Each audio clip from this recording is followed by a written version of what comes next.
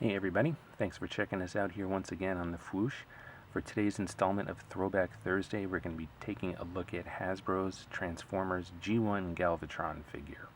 Now, this is my original Galvatron that I got way back in 1986, I do believe. I had it before I even saw the movie, so I didn't really fully understand who the character truly was until I saw the movie, so I was kind of making up my own fiction for him prior to that, and that was fun. Galvatron has been one of my favorite characters ever since his debut in the cartoon movie and in the comic book, so it's kind of fun to take a look at him with a fresh set of eyes. I haven't really looked or picked up this figure in quite a long time. He's literally just been sitting in a box under my bed with a few other G1 Transformers. So I'm kind of impressed with how well he's held up all this time. And I thought it'd be fun to take a look at him this week too, since he does make an appearance, at least the character makes an appearance in the new Age of Extinction movie. And if we take a look at the new Galvatron side by side with the classic Galvatron, we can kind of get a sense of just how far the character has come, or, if you're so inclined, how many liberties good old Michael Bay has taken with the character. But that's neither here nor there, and we're not going to get in that rant today. So, Galvatron. There's not a whole lot to this figure, like most G1 figures. I mean, he's mainly a brick. There's very little articulation. He can raise his arms in robot mode, and that's pretty much it. That's pretty much the extent of it. His elbows do bend, but they're so weird looking that I tend to just keep his arms at the side when I do display this figure. Now, whoops, and usually that does not fall off like that. Now, he does have some electronics that should work, but in his chest is a battery that is just as old as the figure, and it's corroded, it's awful, and it's rotted the electronics down to nothing. And it's still in there because I'm kind of afraid to take it out. So yeah, the electronics don't work. Usually when you press his belt buckle thing here, his eyes would light up and he'd make some sounds. But no sounds, no effects here for Galvatron. He's just a static, kind of silent G1 figure. And that's okay. For my purposes, he still looks cool. He still looks like Galvatron. Now, to transform this guy into his space cannon, he actually has 3 modes. He's a triple changer. He turns into like a space pistol too. Now, to transform this guy, it's pretty simple. We can flip in his feet and raise his arms up like this. They kind of come out a little bit to give you some clearance. We put his arms in, and then we flip the treads around and do the same thing over here. Flip those arms in, flip the treads around like that, and then we can move up that entire apparatus. And actually, if we do this, we can get a look at that battery. I'm not taking it out, it's staying in there because it's gross. I don't know why I'm showing you this, but it's a neat little anecdote, I guess.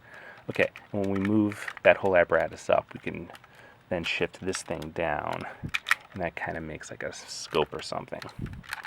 And then we can flip that whole piece around like that, move his legs together, snap them in place, push them in, and then we take the orange sparkly barrel, and what we have is Galvatron's famous space cannon mode. Okay. And that does look pretty cool, I think. This was always my favorite mode for this figure. It's huge. I mean, and I think those things come out like that. I think that's how that's supposed to be. I'm doing this from memory. I haven't transformed this guy in, over 20 years, maybe 25 years, whenever I first got him.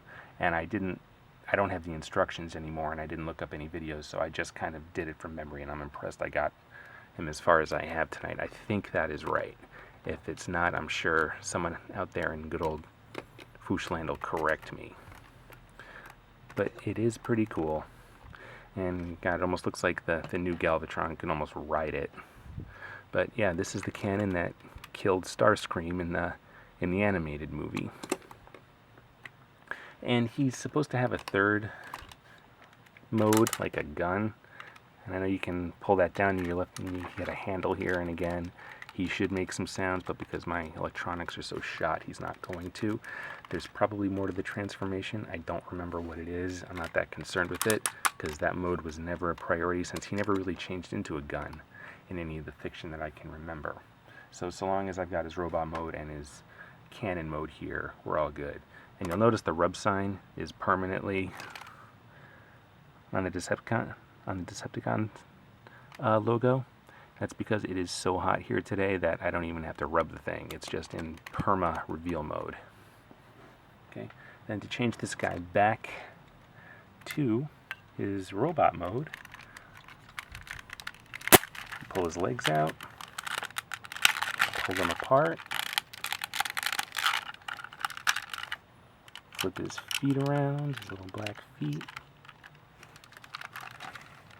turn his waist around, flip this thing up, and push his torso piece down. Move that down. Flip his treads around and flip his hands out. Move that up. Oops.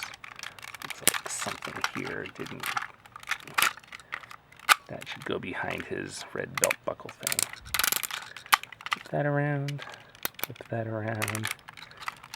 And then that's really all there is to it. It's simple enough that I was able to do it from memory after a couple decades of not having picked him up at all.